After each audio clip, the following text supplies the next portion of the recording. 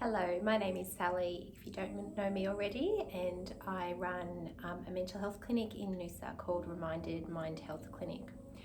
So I'm just jumping on today just to, touch base firstly, to see how everybody's going.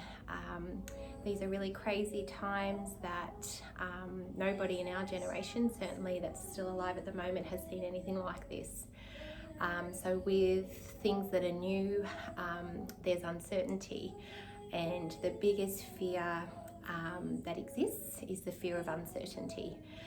If we think about anything else that we might be afraid of, it's often the questions that we can't answer, those uncertain endings, and just not being able to know where things will go often stirs up a lot of fear in people's minds, in their emotions. And I guess I'm just here to see how everybody's going. I think it's really important at this time in the world.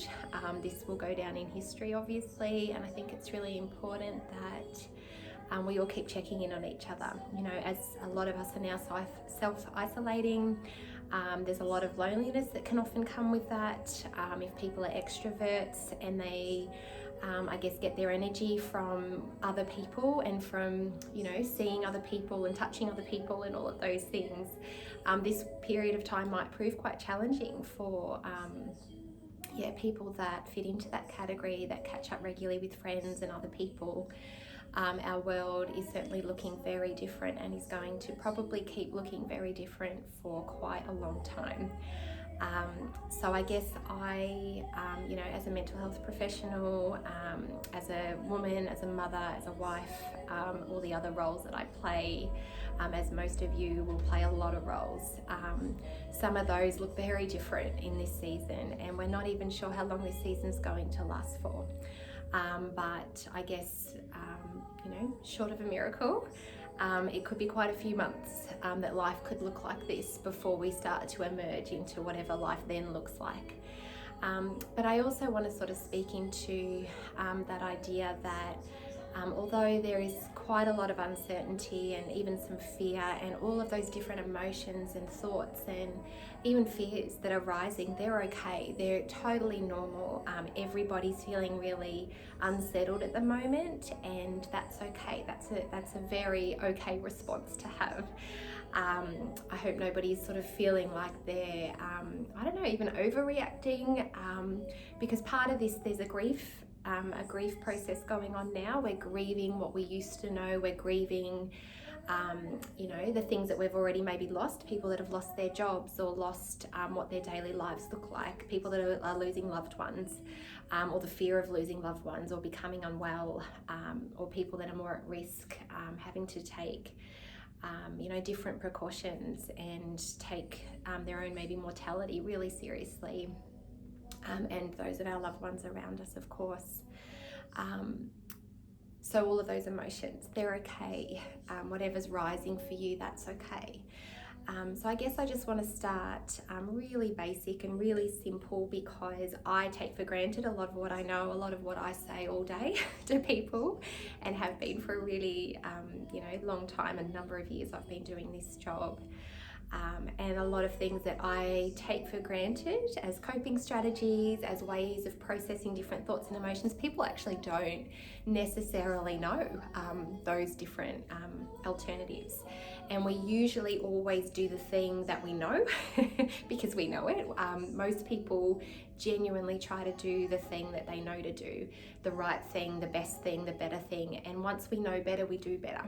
So I guess what I'm here to maybe help encourage you in, teach you today, or just remind you if you are already a little bit along the journey of this idea of being self-reflective and having a little bit more focused time to sit with ourselves, to notice what's rising. I'm going to go quite basic in case this is new to you, and please, if it's not, take it as ideas. It's a smorgasbord. Try things, take what you like, throw out the rest. It's totally fine by me. Not everything works for everybody, and that's all part of this self-reflective process, that we're all going to have this almost amazing gift at this horrible time. We've got this opportunity, and that word's thrown around a little bit, but There's a lot of things we can't control in what is happening. A lot of this is absolutely beyond our control. And in those times often we look for someone else to blame, someone else to finger point at. I would encourage you, don't do that.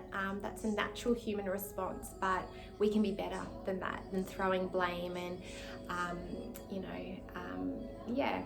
judging other people. And there's a lot of misinformation around as well, so be careful what you're watching, be careful what you're feeding your mind and your spirit with. Sometimes when we talk about, being mindful, which is just, as a really simple definition, what our mind is full of, being aware of that, the content of our mind, what our mind is full of, that is mindfulness, the idea that we get to choose what our mind is full of. And if I'm noticing that I'm really focusing on fears and negativity and things that are feeling really out of my control, that's going to look like something in terms of how I'm feeling. And then what I'm doing, my response to this. And that's really my main takeaway message. And I'm going to keep talking about this as I keep going today. But we get to choose our response. We're not choosing maybe losing our job or not being able to go out to our favorite cafe, or that we might get unwell, or that someone we love might get unwell. We're not choosing those things. They're out of our control. Obviously, we can play a part in what we're calling flattening the curve and choosing to self-isolate. If we have that option to do that, I encourage you to do that. Not everybody has that option, obviously. Thank you to all the service people that are still serving our community, all the essential services. I'm very lucky in my role, as much as it's seen as an essential service. I get to do this online now without much difference to most people. I can do phone sessions, I can do video conferencing like this. This is what our therapy looks like now. So I've been able to be in self-isolation for a number of weeks now. Therefore, I have the option to take my children out of school and to have them at home, and me and my husband are just juggling that. So we're lucky that we're able to do that. But for a lot of people, this will look like suddenly stopped income, and that's a scary thing. For some people, maybe life won't change too much because they're already fairly isolated in terms of their social circle, or they're unwell and they're already at home. So they'll have a little bit more of an understanding of what this might feel like for the rest of us as well. This is again an opportunity to be kind, to be our better versions of ourselves, to rally together in our humanity rather than in our fear, to be kind, to extend that kindness, that grace towards others. But that actually starts with towards ourselves first. And this idea of self-care and self-love, it's thrown around a lot, just like positive affirmations are, these kind of buzzwords that we talk about a lot in this sort of field of self-development, of mental health. Again, all really important concepts, but I think sometimes what our fear says to us is, if we're going to go the positive affirmation way, we're going to be ignoring reality. And our fear goes, you can't ignore reality. Here it is, here it is, here it is. And so we've got this constant loop of being reminded of our fear and the uncertainties and the what ifs and that you've got to prepare, and which for the purpose of our mind doing that is so that we prepare. It's so that, oh my goodness, what if that happens? Can I do something now to avoid it? So that's actually the helpful purpose of fear.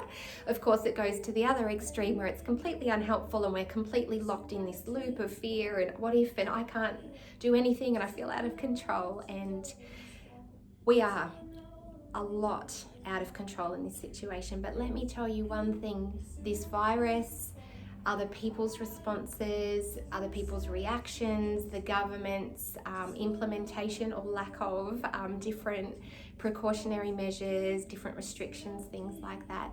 The number one thing in this moment of time, and always actually, but particularly of importance now, they cannot take our choice to choose our response. So the very word responsibility, if you break it down, my ability to choose my response. So I'm asking you, what is your response right now? And again, we've already talked about the human response of feeling anxious and wondering and thinking about the possibilities and the uncertainties of the future. That is all totally fine and normal. But we have a choice whether we sit and camp there and go round and round and round on that negative loop. Really it's just questions, and they're asking themselves because there are no answers. I encourage you, sit with those questions, find a time where you spend, honestly, 10 minutes is actually enough 10 minutes a day where you're doing something else that's quite mindless, hanging out the washing, in the shower, washing the dishes, going for your walk with your dog, whatever that might be, in those moments go, okay, mind, we have 10 minutes or so.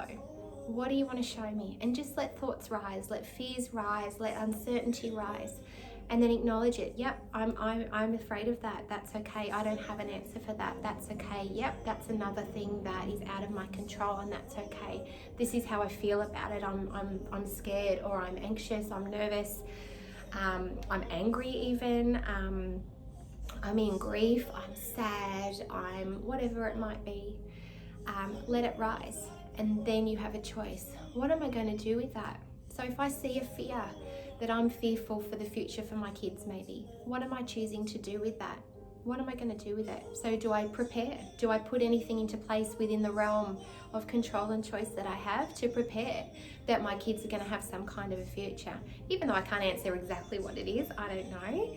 But what can I do? What's the small thing I can do to work towards something better than that worst case what if scenario that my mind keeps telling me? Because this is the question that I often encourage clients and other people that I work with to consider. If the worst case scenario were to happen, and we just play it out for a minute, so even in some of those 10-minute reflections, don't stay there long, don't get stuck in this, only do it if you feel you can end like I'm going to show you how to end. What if the worst case scenario happened? What would that be? Play it out for a couple of minutes, whatever that might be for you. I'm not going to start suggesting what that might be. I know what mine is as a mother. So play that out, that worst thing happening. Okay, then we go through this, and then we go through this, and then we go through this. It's horrible, it's frightening, it's terrible. When I walk through that, then what? Then what?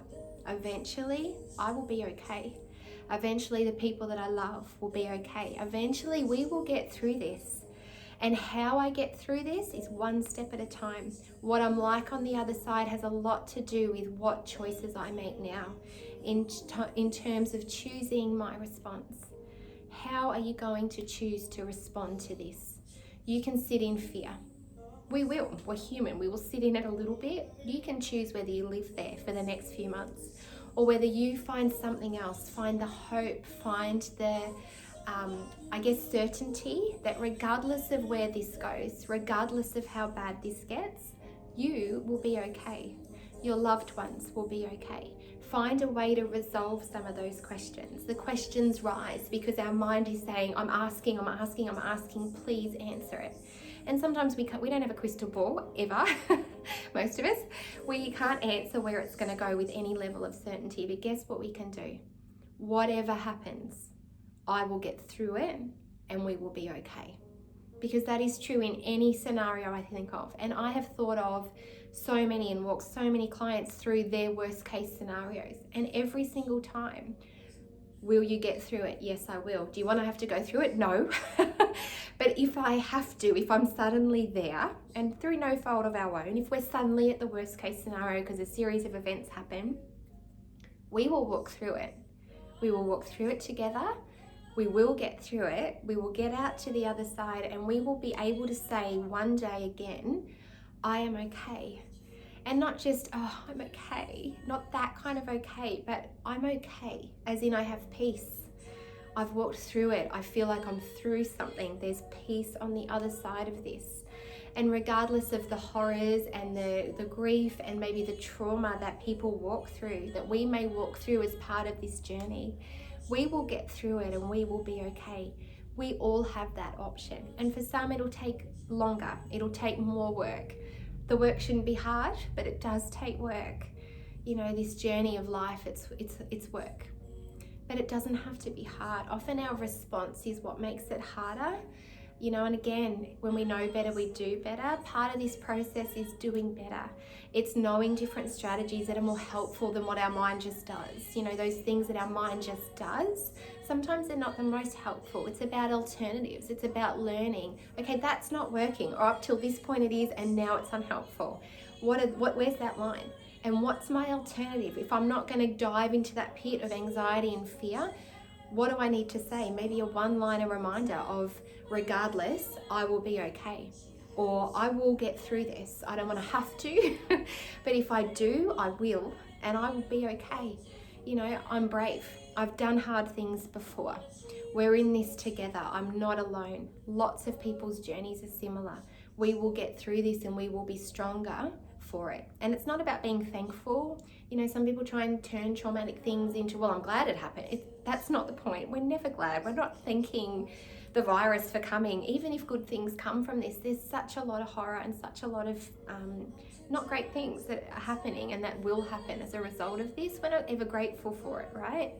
But it's about going, I will learn something from this. I will be proud of my own responses. I will be acknowledging of the emotions that I have, and then I will make my choice of how I'm going to live my life, one choice at a time, the next right thing. You know, there's a lot of stuff around that at the moment from a couple of different recent movies. Do the next right thing. I think that's Frozen 2, actually.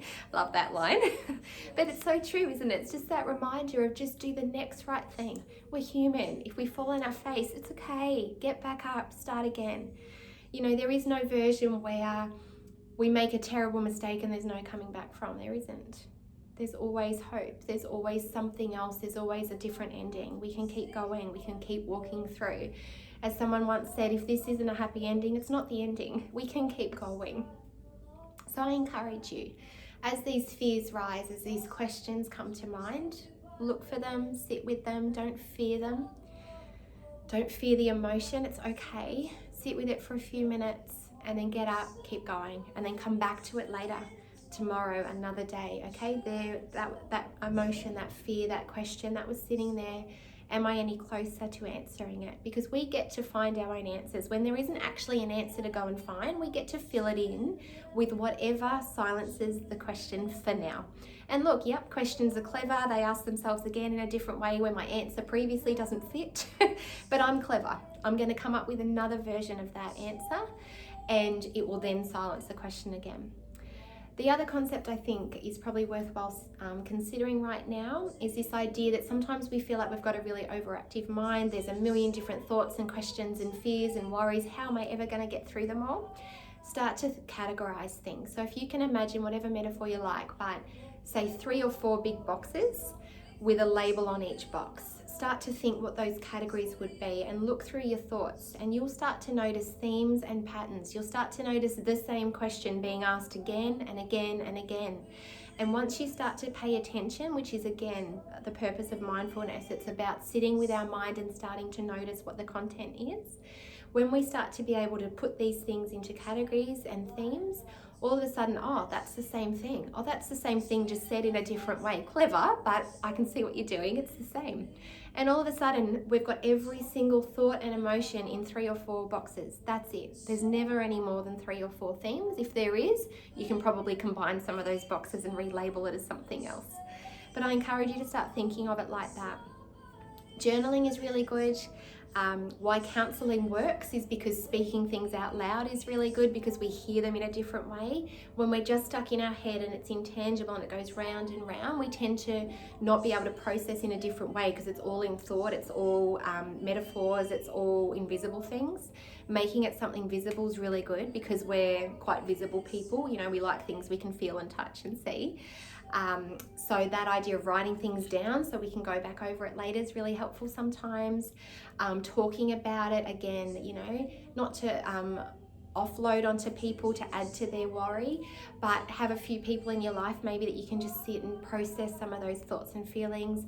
This is the purpose of therapy, of course. You know, if you're finding that some of your thoughts are quite worrying, which a lot of people's are at the moment, they're starting to get into some really dark places within their mind or their emotions. They're finding those pits and they can't get out of them. That's what depression feels like. Those, you know, feelings of fear, that's anxiety. I encourage you seek professional help. Like I said, most of the therapy services are still going and will keep going. It's just online now. So it's video conferencing just like this through Zoom or Skype or FaceTime, whatever platform you're most comfortable with. or telephone, which again are just really lovely mediums. You can be in your pajamas at home and access some really great therapy. And the idea of that is just to have different alternatives to consider. Again, it's a smorgasbord. Not everything we talk about works for everyone, but something will. And then once we know those kind of some things, we keep adding on them. And all of a sudden we know better, so we do better. And all of a sudden we feel better, more well, more sorted in our mind. We're not so afraid. There's really no emotional thought that can then at that point rise that is so disconcerting because we're not used to it, because it's unfamiliar. We're familiar then because we know ourselves, we know our mind. So what I really want to encourage you, and I hope you've gotten something out of today's little chat, but what I want to encourage you all is to start putting in 10 minutes a day. That's it, as a start. Journal or just think or speak out loud, mumble under your breath. Do it alone, and then if you need to do it with someone else as well, feel free to do that as well if the other person's able to, or again, find a therapist.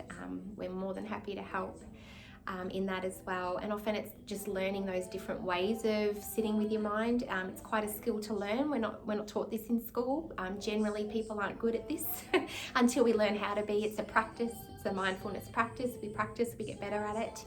But there's some really simple tips and tricks, I guess, because we do this all the time. So for us, it comes really easy. We're not bad at teaching other people how to do that, so it's good. So if you need some help in that, in learning some of these strategies, feel free to reach out. I've just put together, a recent offer which I'm offering to you as well. If you're not up for having a whole session, which usually a whole session is 50 minutes. What we're offering is 15 minutes just of a check-in. It's often a nice place to start, particularly when people might be time poor at the moment, or a half an hour option as well. So you have the option of having a session for 15 minutes, for half an hour, or for a usual session, which is 50 minutes. And obviously the price points are different for each of those. So if you're interested, reach out. My website is www.reminded.com.au. On social, it's at remindedmind as one word, so Facebook, Instagram. So reach out. There's all our contact details in terms of email, mobile phone number. If you need extra support, please reach out. There's some really great 24-hour services that are still going. Lots of different ones. I've put up a couple of different infographics on my social pages around that, so I don't have to remember and rattle off all the numbers now. You don't have to take the notes, you can go and find it there. We do a podcast which is one-liner reminder, which we're about to jump in again and do some more around that, given the current circumstance and having a little bit more time at the moment. There's lots of different memes, blogs, writings, lots of different resource, and that's just from us, let alone everybody else that's out there doing a similar thing. But mental health will be more important than anything at this time. As much as the virus will affect some people's physical health, I think everybody's mental health will have an impact because of what's happening as a response to this coronavirus. So again, look after yourself, look after your loved ones. Let's take this as a gift, as an opportunity to rest, to focus, to be still, to, I guess, remind ourselves of what is most important. This will be a huge shift in the earth of reprioritizing. We will suddenly, I think, once some of the fear stuff goes, there'll be amazing opportunities for creativity,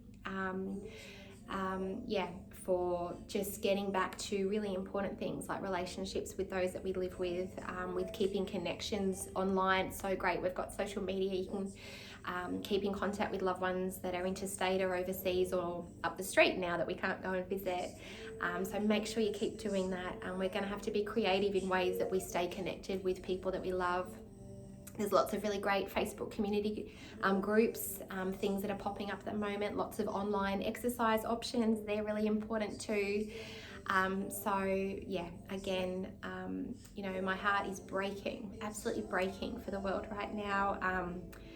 I have this thing where I can, feel overriding atmospheres. It's part of, my gift of what I do, and the world is hurting, so if you're hurting, I just want to give you some comfort in going, we're all in this together, we're all hurting. This is hard, but we can do hard things. We have each done hard things before. This will not ruin us, the world. We will get through this, and I actually think that, again, if we choose to respond better than maybe what some of us and some other people have been doing, if we choose kindness and calm and love in this time, I think that a lot of good will come out of this horrible thing as well. So be encouraged. I hope that that has filled you with a little bit of hope. Yeah, we're in this together, so please reach out if you would like my support, any of my team's support. Support each other. Let's love our, whoever's at home with us, our partners, our children, our friends, whatever it might be. Let's love them well. Let's love ourselves well. Let's take the time to rest, to breathe, to refocus. I think that this is an opportunity for a lot of good to come out of a horrible situation, and we always have that choice to make, to turn things, to find the silver lining. And I think we will all get through this, and we might even do really well from the things that we have learned during this time. So again, I'm Sally from Reminded Mind Health Clinic in Noosa. Reach out if you need. Otherwise, stay safe, stay in love, and we're going to get through this together. Everything will be okay. Thank you.